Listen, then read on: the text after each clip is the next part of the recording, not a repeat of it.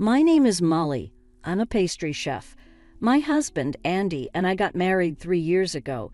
His family is very famous. They run a group of restaurants that everyone knows. They mainly deal with seasonings, which I use daily.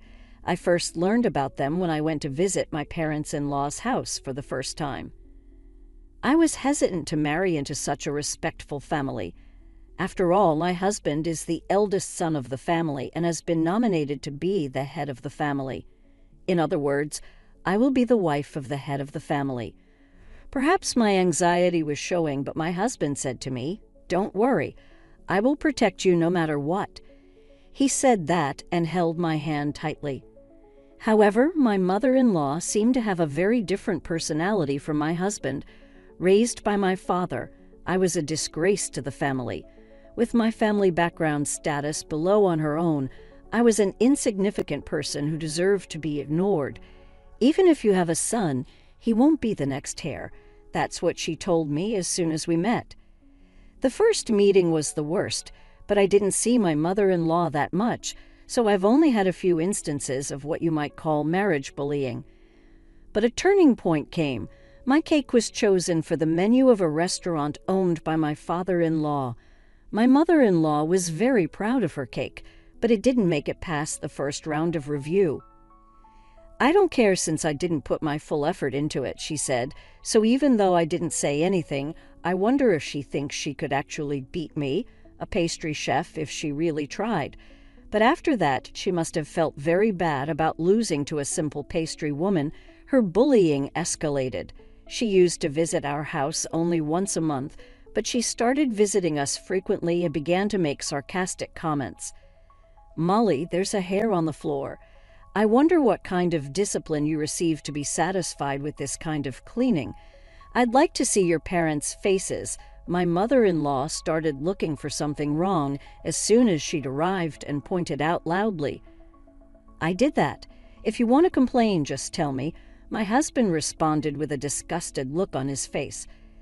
My husband works from home and has taken the initiative in doing the housework himself because he has time to spare. "Mom, if you look in the mirror, you'll see his parents' faces." I wanted to tell her, "Molly, did you force your husband to do the housework again? I can't believe you put work first and neglect the housework. I didn't cut corners at all either at work or at home." She would change the subject and attack me.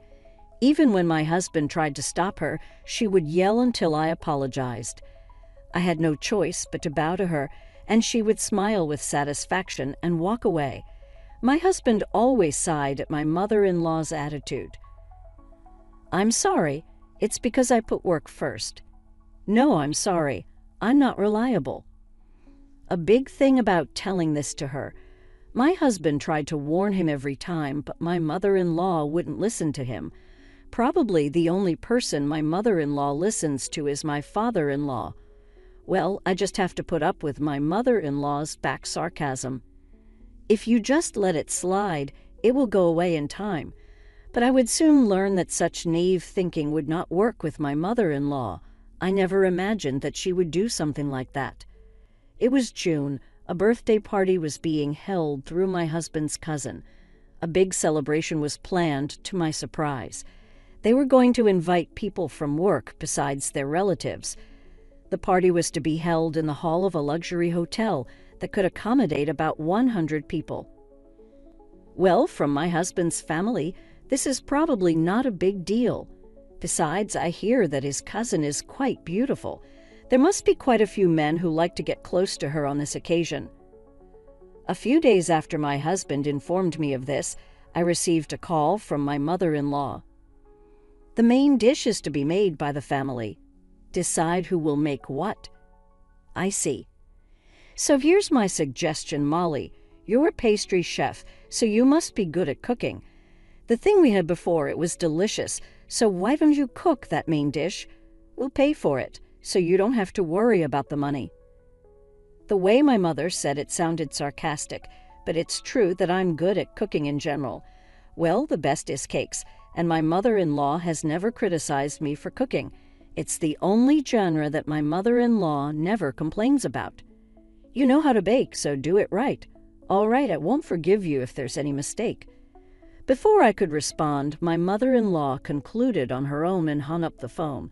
I gave up and adjusted my work schedule until the day of the party and started preparing for the cake and the pastry food. Everything went smoothly until the day of the celebration.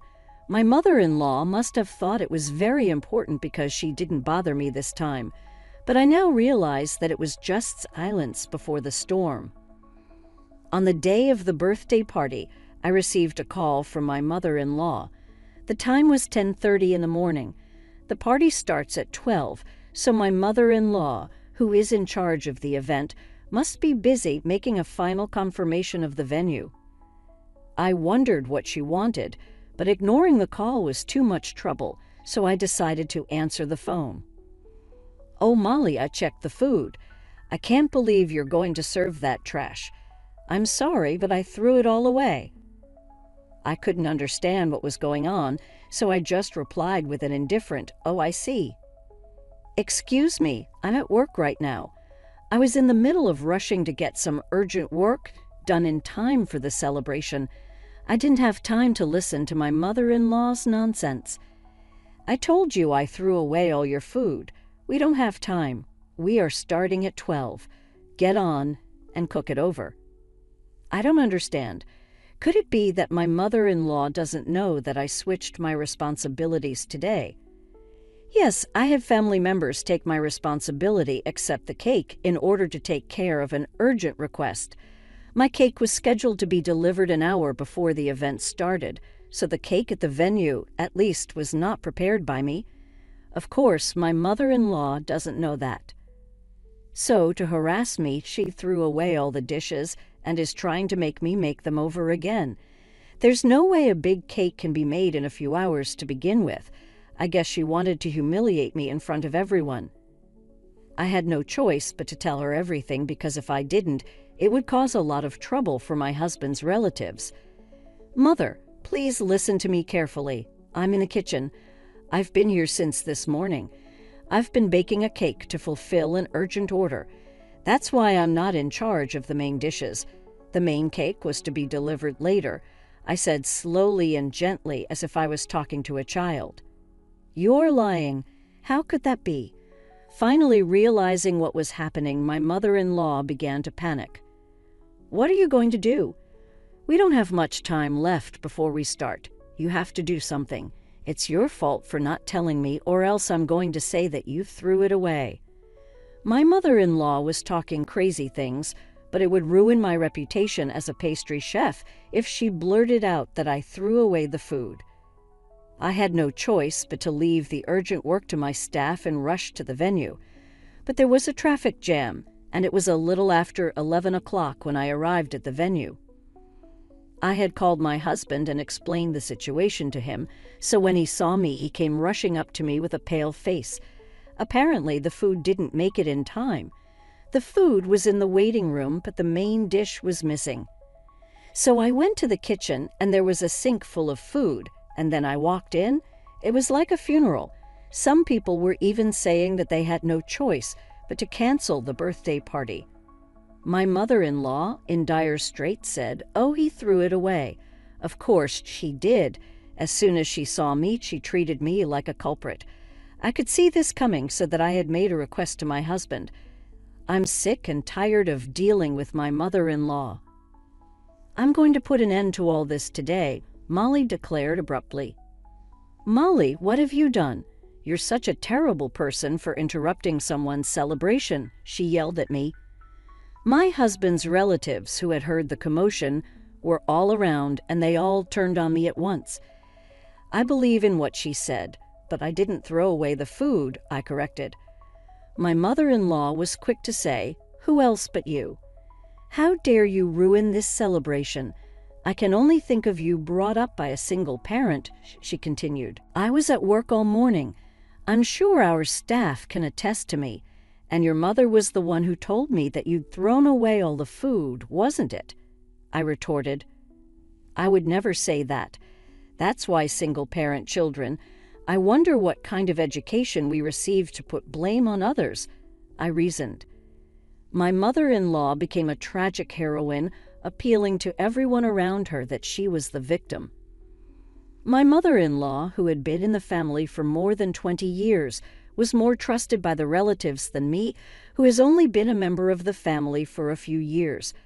I could feel the reports focused on me even more. "Well, I guess we should check the security cameras in my store. I'm sure I can prove my alibi," I suggested. Then would be clear that my mother-in-law was lying. I was determined to fight back, but I asked Mooley to do my work. I went directly to Molly's workplace, I explained. The voice was my father-in-law's. I asked my husband to call my father-in-law. He is a busy man, so there was a good chance he could refuse. But my father-in-law seemed to agree. My husband is relieved that he succeeded in his mission. Because of my father-in-law's words, the suspicion that had been directed at me began to focus on my mother-in-law. "So, Molly, I'd like to hear more about what you said about the phone call earlier," I urged. She tasted the food, and because it was like trash according to her, she just threw everything away, Molly recounted. She told me to make it over again, and then I started playing the audio I had secretly recorded. "Now, how about this? Do you still believe her?" I challenged. When I asked this question, my relatives began to apologize to me. Then I heard a voice crying out from among them. It was my cousin Sarah. In fact, Sarah was the one who took over cooking for me in order for me to deal with the request that had come in on short notice. She graciously agreed to cook for me because I seemed to be busy. Sarah and I have always been good friends. I told her how to cook, so I trusted her with the cooking. I never thought this would happen. I can't believe she threw away the food I worked so hard on, and it was just to put blame on Molly. So terrible. Sarah lamented, tears streaming down her face. Was Sarah's dish that bad? When I was asked to taste it, it was excellent, I interjected. No, I didn't mean it that way, Sarah stammered, trying to clarify. Don't give me those excuses, you fool. My father-in-law yelled at her, and she slumped to the floor. My mother-in-law apologized and apologized to my father-in-law, but he wouldn't listen to her. Besides, my mother-in-law has other people to apologize to. Mother, I think you need to apologize to someone else. Even if Sarah's cooking was that bad, it's terrible to throw it away, I suggested. When I sat there, my mother-in-law's face turned angry, and she glared at me. She was a fool not to realize that rebellion is photo. I threw it away because I thought it was your food. I didn't want a single-parent woman like you cooking because I thought it was disgusting and despicable. It would be a disgrace to serve such food to everyone, so I kindly tossed it away. You should be grateful. My mother-in-law spat and screamed at me, astonishing everyone with her words. It was my husband's aunt who raised her voice next. Annie, a single parent is despicable, huh? You know I'm divorced, and did you forget that father was raised by a single parent? My mother-in-law was taken aback by the cold look in her eyes. Before she knew it, her relatives were looking at her in the same way. Oh no, you're a single parent of the highest rank, Molly. From a single parent of the lowest rank. That's why she's despicable, they echoed. Just like houses, there are different ranks of single parents, apparently. I didn't know that, I remarked. Stop talking, yelled my father-in-law. My mother-in-law shivered and sat down on the cold kitchen floor. I heard it was a celebration, but what's the worst going on? Suddenly, a dignified old man's voice called out. He was my husband's grandfather and the current head of the family. I don't know what's going on, but I can't forgive her for throwing away the food, he stated, glaring at my mother-in-law. It's beneath a person to disrespect food. As a child, I was often told to respect food. There is a soul in every grain of rice. There is a salt in every dish, not only of the food itself, but also of the cook. In other words, you have thrown away the soul, he lectured. Is there no one else in my family who would be so ungrateful? He asked my father-in-law. Of course not. We don't need such an ungrateful person in our family. I'm divorcing her tomorrow. my father-in-law declared, satisfied with his answer. The word of the head of the family was absolute. Everyone understood the weight of these words, especially my mother-in-law, who was proud to be the next head of the family.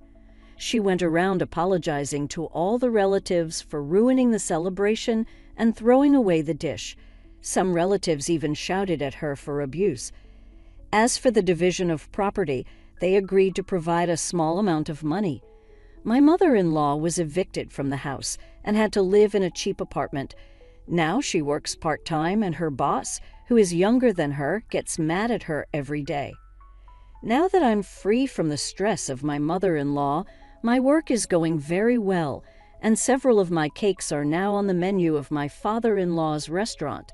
They were so delicious that I ate too many and gained weight.